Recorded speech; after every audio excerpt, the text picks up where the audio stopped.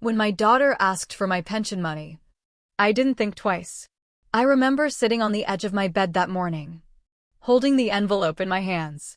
The envelope I had waited for all month. The one thing that made me feel safe. I told myself, she is my child. If she needs it, I should help. So I gave it to her. I didn't know that one day, she would open my fridge and scream. Not at me, but at the silence inside it. I am not telling this story to blame my daughter. I am telling it because sometimes, the people we love the most don't see how quietly we are surviving. They see smiles. They hear soft voices. They don't hear hunger. And sometimes, the truth only speaks when a door is opened. I am 68 years old now. My hands shake a little when I pour tea. My knees complain when I climb stairs. But my heart still remembers how it felt to hold my daughter. For the first time, she was born on a rainy night. I remember the smell of wet earth coming through the hospital window. I remember thinking, I will never let you feel alone. For many years, I kept that promise. I worked hard. I cooked every meal. I saved every extra coin. I stayed quiet when life hurt. Her father passed away early. Too early. After that, it was just the two of us. She grew fast. School, college, marriage. Life moved on. And slowly, I became the background. Not unwanted, just unseen. After retirement, my pension became my lifeline. It was not much, but it was enough.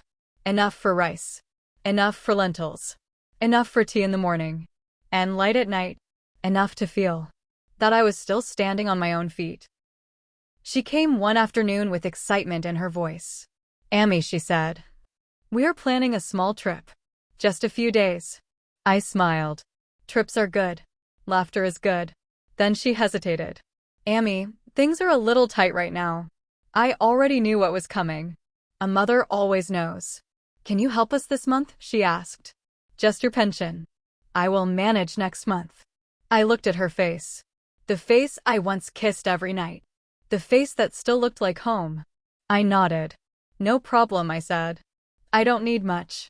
That was not true. But mothers learn how to make lies sound gentle. After she left, the house felt bigger. Too quiet.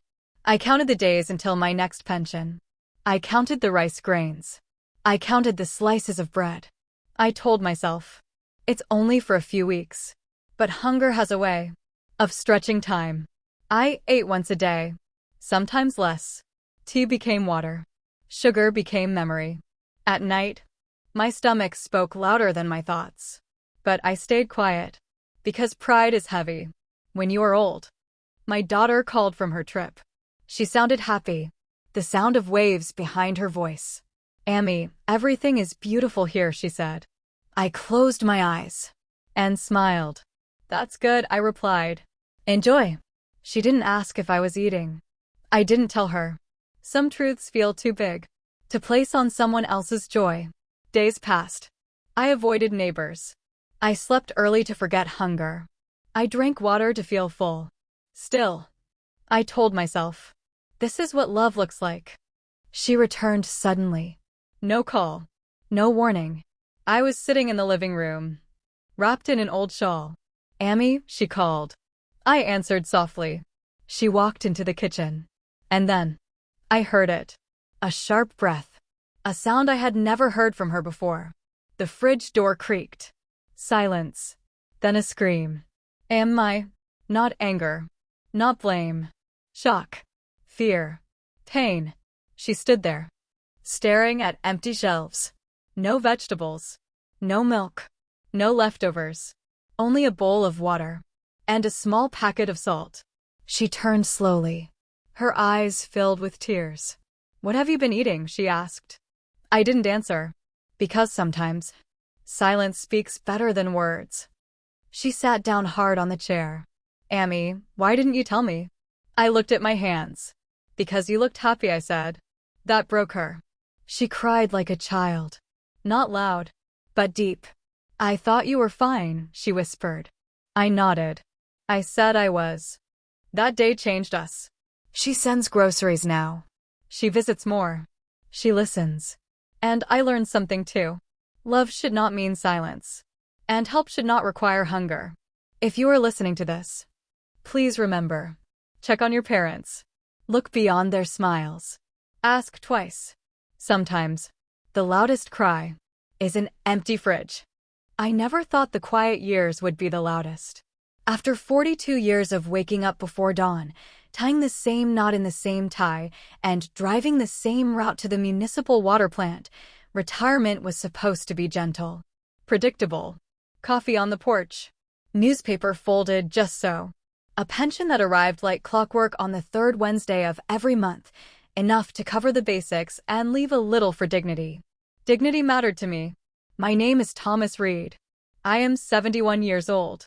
I live in a modest ranch house on the outskirts of Dayton, Ohio, with peeling white paint and a maple tree that drops helicopters all over the lawn every spring.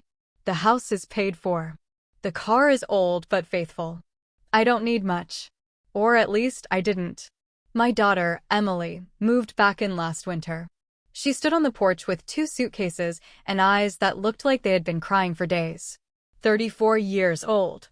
Divorced. Recently laid off from a marketing firm in Chicago that promised unlimited growth and delivered layoffs by email. Just for a little while, Dad, she said. Until I get back on my feet. I nodded. What else was I supposed to do? She was my little girl once, the kind who lined up her stuffed animals and read them stories, who asked me to check the closet for monsters even when she was 10. I remembered the smell of her hair when she fell asleep in the back seat after late baseball games. Of course, I said. You're home. At first, it was fine. She took the spare bedroom. She slept late. She cooked elaborate dinners that used more pans than necessary and filled the house with garlic and rosemary. We watched old sitcoms together at night. She laughed in the same places her mother used to. Her mother, my wife, Linda, had passed 3 years earlier. Cancer. Fast and unforgiving. Emily and I never talked about it much, but her absence lived in every room. Then the little thing star.